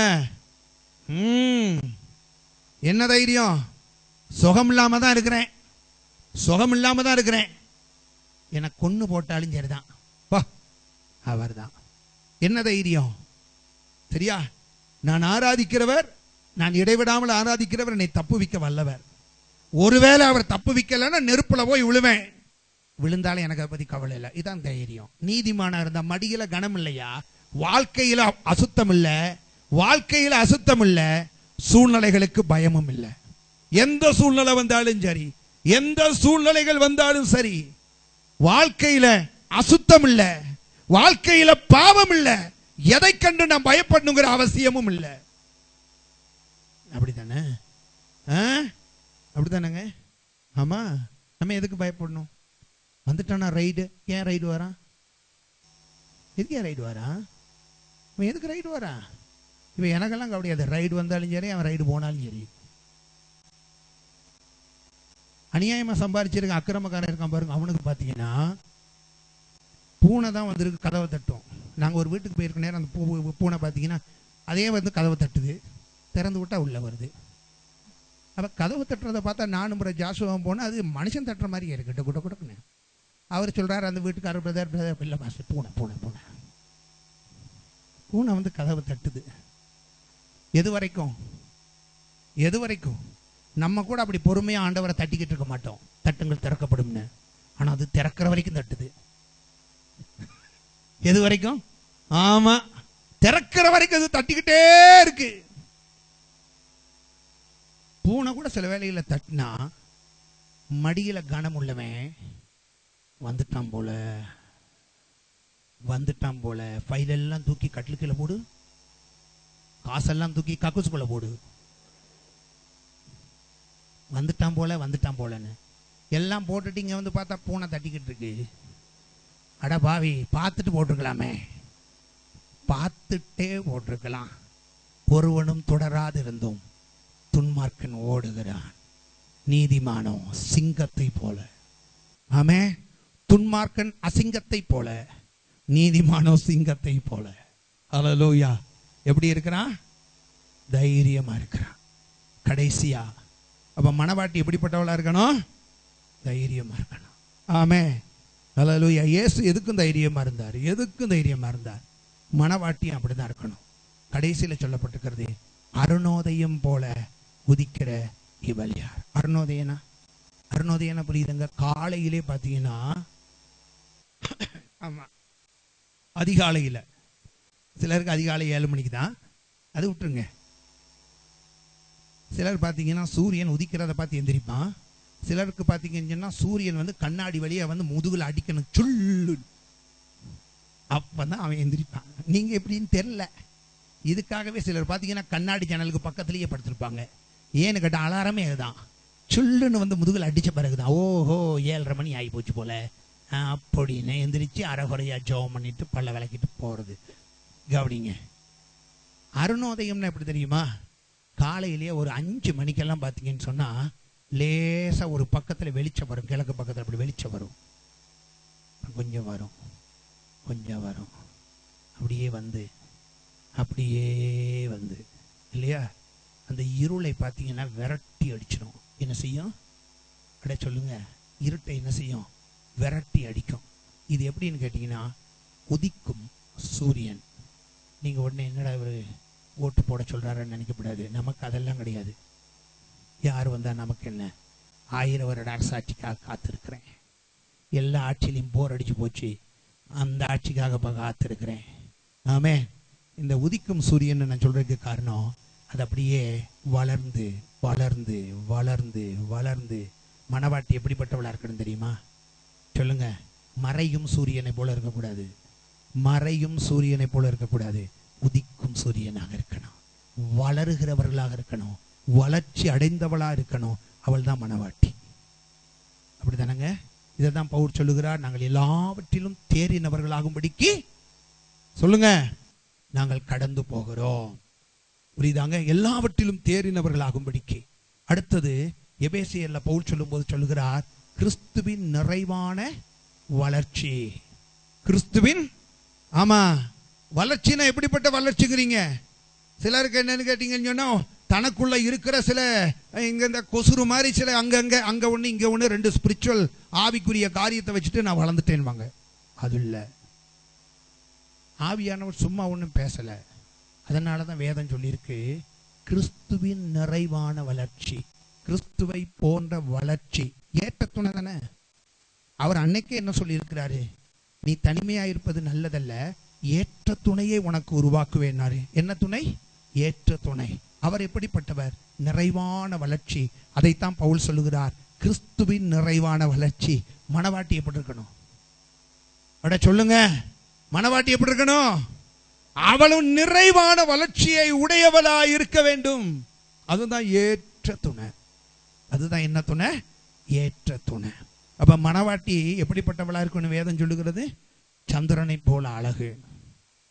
ஆளுகை செய்கிறவர்கள் எல்லாம், எல்லாவற்றையும் ஆளுகை செய்கிறவர்கள், இருளை, பாவத்தை, அக்கிரமத்தை, அநியாயத்தை ஆளுகை செய்கிற அத்தனை பேரும் ஆண்டவருடைய பார்வையிலே அழகானவர்கள். ஆமே, சந்திரனை போல அழகு, சூரியனை போல பிரகாசம், தனித்து தேவ சமூகத்திலே காத்திருப்பதினாலே, சரியா, கர்த்தருடைய சத்தத்தை கேட்டு அவருடைய வசனத்தை ஏந்தி கொண்டு வசனமே வாழ்க்கையாய் வாழுகிறவர்கள் எவர்களோ அவர்களுடைய ஜீவியம் பிரகாசமா இருக்கும். ஆமென். மூன்றாவது, கொடிகள் பறக்கணும். கொடி என்ன செய்யப்படாது? அரைக்கம்பத்துல பறக்க கூடாது, முழு கம்பத்துல பறக்கணும். ஆமென். ஒருவேளை நம்மளை பார்க்காம இருக்கலாம், கொடியின் மூலமாய் நம்முடைய ஜெயத்தை உலகம் பார்க்கணும். அல்லேலூயா. அப்படிதானங்க? அப்ப கொடிகள் பறக்கும் படை என்றால் ஜெயம் பெற்றவர்களாய். கெடி தைரியம். என்ன தைரியம்? எப்ப இந்த தைரியம் வரும்? எப்ப இந்த தைரியம் வரும்? ஆராதிக்கிறேன். நானு ஆண்டவரை ஆராதிக்கிற நீதிமான் நான். அக்னியில போட்டால் அவர் என் கூட இருப்பாரியா. இதுதான் அந்த தைரியம் தான். அந்த தைரியத்துல தான் அவன் சொல்றான், போடுறேன்னா போடுங்க. 7 மடங்கு உங்களுக்காகவே எக்ஸ்ட்ரா சூடு பண்ணிட்டாங்க, 7 70 மடங்குனாலும் போடுங்கயா, நாங்க அதை பத்தி கவலைப்படல. காரணம், கர்த்தர் எங்கள் பட்சத்தில் இருக்கும்போது இந்த ராஜா எங்களுக்கு என்ன செய்வான்? ஒன்னும் செய்ய முடியாது இல்லையா? நீதிமான் அவன் எப்படிப்பட்டவனா இருப்பான்? தைரியம் உள்ளவனா இருப்பான்.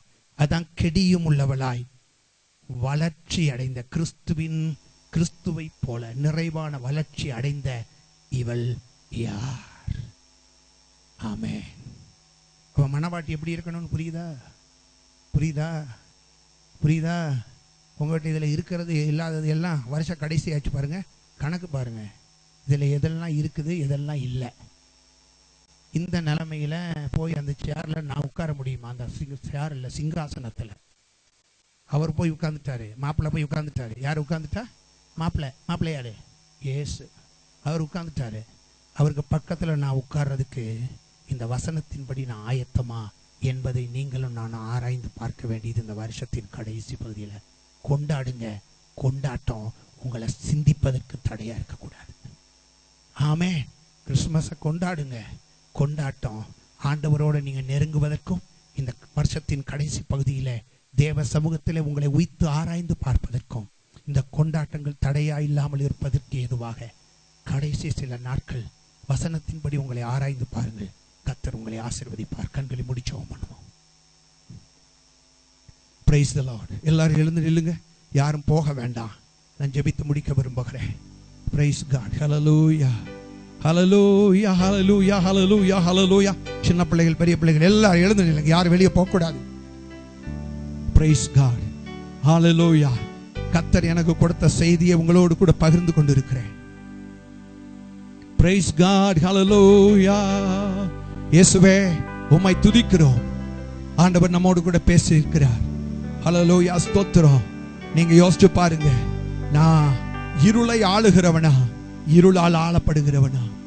இருளால் ஆளப்பட்டால் தேவனுடைய பார்வையில நீ அசிங்கமானவள். ஹல்லேலூயா. ஸ்தோத்திரம். இருளை ஆளுகை செய்தால் தேவனுடைய பார்வையில அழகானவர்கள். நீங்க ஆளப்படுகிறவர்களா, ஆளுகை செய்கிறவர்களா? தேவ சமூகத்தை காத்திருந்தால் நீங்கள் பிரகாசம் அடைவீர்கள். தேவ சமூகத்திலே காத்திருந்தால் பிரகாசம் அடைவீர்கள். கர்த்தர் தம்முடைய திருமுகத்தின் பிரகாசத்தை, ஹல்லேலூயா ஸ்தோத்திரம், ஹல்லேலூயா ஸ்தோத்திரம், கர்த்தர் தம்முடைய திருமுகத்தின் பிரகாசத்தை உங்களிலே பிரகாசிக்க செய்வார். ஜெயத்தை கர்த்தர் உங்களுக்கு தருவார். தைரியம் உள்ளவர்களாய் கர்த்தர் உங்களை மாற்றுவார். நீங்க தேய மாட்டீங்க, வளருவீர்கள். ஹல்லேலூயா ஸ்தோத்திரம். ஹல்லேலூயா. கர்த்தர் நம்மோடு கூட பேசி இருக்கிறார். ஆண்டவர் பேசின வார்த்தைகளுக்கு நாம் எல்லாரும் நன்றி உள்ள இருதயத்தோடு கர்த்தரை மகிமைப்படுத்துவோமாக. Praise the Lord. Hallelujah. Hallelujah. ஸ்தோத்திரம், ஸ்தோத்திரம், ஸ்தோத்திரம், ஸ்தோத்திரம். எடுத்துட்டு போ. Hallelujah. Hallelujah. ஸ்தோத்திரம். Praise the Lord. Praise the Lord. Praise the Lord. தேவன் நம்மோடு கூட பேசி இருக்கிறார். ஒரு தீர்மானம் எடுங்க. ஆண்டவரே, இந்த வசனமே என்னுடைய வாழ்க்கையாக மாறும். Hallelujah. ஸ்தோத்திரம்.